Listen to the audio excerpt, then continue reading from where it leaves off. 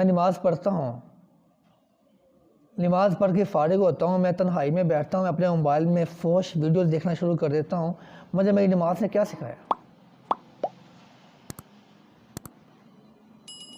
نماز تو بے حیائی سے روکتی ہے۔ پتہ کہتے کیا ہے؟ اور یار جب میں داڑھی کا تقاضا پورا نہیں کر سکتا تو میں داڑھی کیوں رکھوں؟ وہ یہ نہیں کہتے میں تقاضے پورے کر لوں۔ او بھائی سنت کو چھوڑ رہے ہو، تقاضے نہیں پورے کر رہے، کوشش تو کرو۔ کون بندہ پرفیکٹ ہے؟ ہر بندہ کوشش تو کر رہا ہے۔ پھر یہاں کی کہتی ہے اگر نماز کے تقاضے ہی پورے نہ ہو تو میں نماز کیوں پڑھوں؟ بڑے افسوس کی بات ہے۔ اگر ڈاکٹر کے بتائے ہوئے علاج کے مطابق پرہیز نہیں کرو گے، علاج کیوں کرواؤں؟ کبھی سوچا؟ نہیں سوچا۔ وہاں پرہیز بھی کرتے ہیں، وہاں علاج بھی کرواتے ہیں۔ یہاں سوچتے ہیں کہ داڑھی منڈوا دو لیکن اپنے کام نہیں ٹھیک کرو۔ اسی طرح جب ہم کہتے ہیں نماز بے حیائی سے روکتی ہے، تم کیا کر رہے ہو؟ کہتے میں نماز چھوڑ دیتا ہوں۔ بے حیائی نہیں چھوڑتا، زبان سے لغویات نہیں چھوڑتا، اپنی نگاہوں کو صاف نہیں رکھتا۔ میں آپ کو ایک روایت سناتا ہوں۔ رسول اللہ صلی اللہ علیہ وسلم نے فرمایا قیامت کا دن ہوگا، کچھ لوگ آئیں گے، ان کی نیکیاں تہامہ پہاڑ کے برابر ہو، بہت نیکیاں، صدقہ خیرات، لیل و نہار کی عبادات، نماز چھوڑنے کا تصور بھی نہیں۔ اگر مالدار ہیں تو زکوٰۃ بھی ادا کر دے ہوگے، لیکن اللہ ان کو جہنم میں پھینک دے گا۔ الفاظ پہ غور کریں۔ ہم اگر 2 رکعت نماز پڑھ لیں نا تو ہم سمجھتے ہیں ہم نے اللہ پہ احسان کر دیا۔ امام ابن قیم رحمہ اللہ فرماتے ہیں ساری زندگی ہم اللہ کی بظاہر جو نعمتیں ہیں اس پہ تو شکریہ ادا کرتے رہتے ہیں۔ 2 نعمتیں ایسی ہیں جو انسان ساری زندگی گزار دیتا ہے، اس کو خیال ہی نہیں آتا اس پہ اللہ کا شکریہ ادا کرے۔ پہلی چیز یہ ہے اللہ تیرا بڑا شکر ہے تم نے ہمیں عقیدہ توحید دی ہے۔ دوسری نعمت کیا ہے؟ الحمدللہ الذی جعلنی مصلیٰ، اللہ تیرا بڑا شکر ہے تو نے ہمیں نمازی بنا دیا۔ اللہ کا شکر ادا کیا کریں۔ اگر ہم نمازی ہیں اللہ کا شکر ادا کیا کریں۔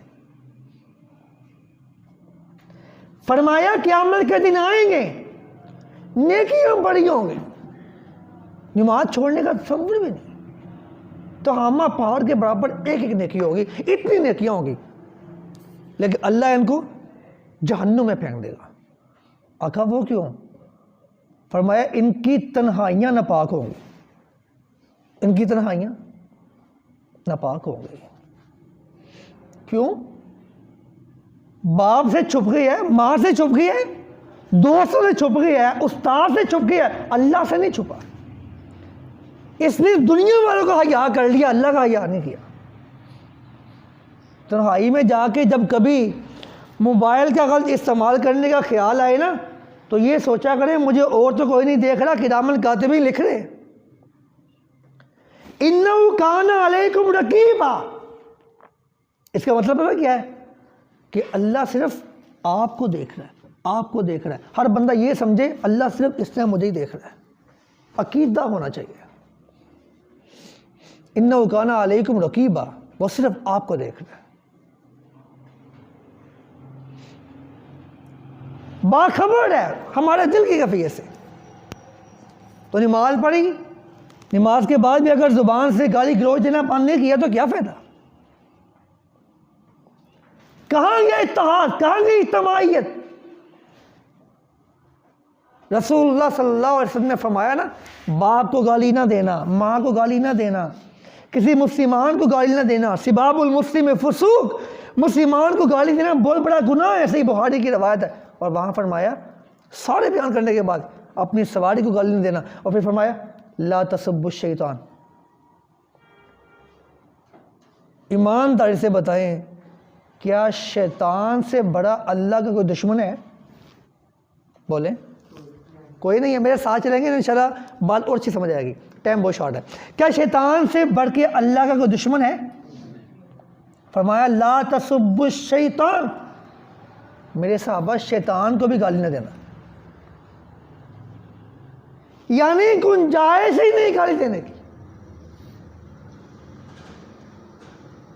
تھوڑی سی بھی نہیں۔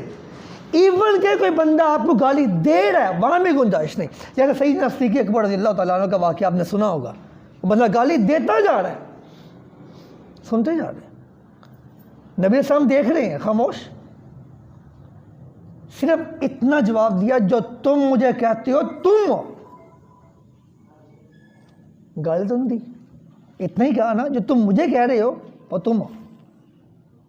نبی علیہ السلام وہاں سے چلے گئے، دوڑے پیچھے سیدنا صدیق اکبر رضی اللہ تعالیٰ عنہ، آقا اس نے یہ بھی کہا، فلاں بھی کہا، فلاں بھی کہا، آپ خاموش کھڑے رہے۔ اب جب میں نے اتنا ہی جواب دیا ہے تو آپ ناراض ہو کے وہاں سے چلے گئے؟ فرمایا جب تک ابو بکر تم خاموش تھے اللہ کا فرشتہ اس کو جواب دے رہا تھا، جب تم بول رہے ہو، فرشتے نے کہا جب تم بول پڑے ہو میرا کام ختم ہو گیا، اب دو جواب، میں جا رہا ہوں۔ جب فرشتہ چلا گیا میں چلا گیا۔ یعنی کہ اس حدیث پاک سے ہمیں پتہ چلتا ہے اگر کوئی بندہ ہمیں گالی دے خاموشی اختیار کرے، اللہ کا فرشتہ اس کو جواب دیتا ہے۔ نماز بے حیائی سے روکتی ہے، ان الصلاۃ تنہا عن الفحشاء والمنکر، بے حیائی سے روکتی ہے، اور یعنی سے روکتی ہے، فحاشی سے روکتی ہے۔ وہ کہتی ہے اپنی تنہائی کو پاک کرو، وہ کہتی ہے تمہیں صرف اللہ مسجد میں نہیں دیکھتا، یہاں بھی دیکھتا ہے، تمہیں اللہ بازار میں بھی دیکھتا ہے۔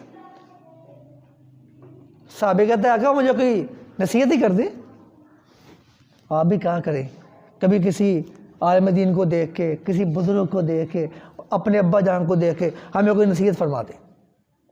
نبی علیہ السلام نے فرمایا تھا البرکۃ فی اکابرکم، اللہ نے آپ کے بڑوں میں برکت رکھی ہے، برکت، ان سے سیکھا کریں، ان سے برکت حاصل کریں، ان سے دعائیں لیں۔ اس پہ انشاءاللہ پھر بات کریں گے۔ میں بات کر رہا تھا آقا مجھے کوئی نصیحت فرما دے، فرمایا اوصیک ان تستحیی من اللہ کما تستحیی رجل قومک صالح، اللہ کا حیا اتنا کرو، میں تو یہ نصیحت کرتا ہوں، اللہ کا حیا اتنا کرو، پتہ ہے نا کہ مولانا صاحب بیٹھے ہیں، سر بیٹھے ہیں، ابا جان بیٹھے ہیں، فلاں بزرگ بیٹھے ہیں، نیک انسان بیٹھا ہے، حافظ صاحب بیٹھے ہیں، یار لوگ کہتے ہیں اے تینوں پتہ نہیں حافظ صاحب بیٹھے نے، ڈیک بند کر دے، ہوتا ہے یار، پتہ نہیں پیر صاحب بیٹھے ہیں، سگریٹ بند کر، کیا کیا اس کا حیا کر لیا؟ یار پتہ نہیں ہے سر جی تمہارے پاس بیٹھے ہیں تم گالیاں دے رہے ہو، حیا کیا ہے؟ فرمایا جتنا تم دنیا میں کسی اپنے بزرگ کا، پیر کا، حافظ کا، مولوی کا احترام کرتے ہو، اللہ کا اتنا ہی حیا کر لو، کرو تنہائیاں پاک۔ نماز ہمیں یہ سکھاتی ہے ان الصلاۃ تنہا عن الفحشاء والمنکر، بے حیائی سے روکتی ہے، اور یعنی سے نبی علیہ السلام نے فرمایا تھا آپ کا ہاتھ کسی غیر محرم سے ٹچ ہو جائے اس سے بہتر ہے آپ کے سر میں کیل ٹھونس دیے جائے، کیل ٹھونس دیے جائیں وہ برداشت کر لو، کسی سے ہاتھ ٹچ ہو جائے غیر محرم سے وہ برداشت نہ کرو۔ کون کرے اب اتنی احتیاط؟ پھر وہی بات ہے بھئی اگر نماز اتنی سخت ہے بھی نماز چھوڑ دیتے، ان الصلاۃ تنہا عن الفحشاء والمنکر۔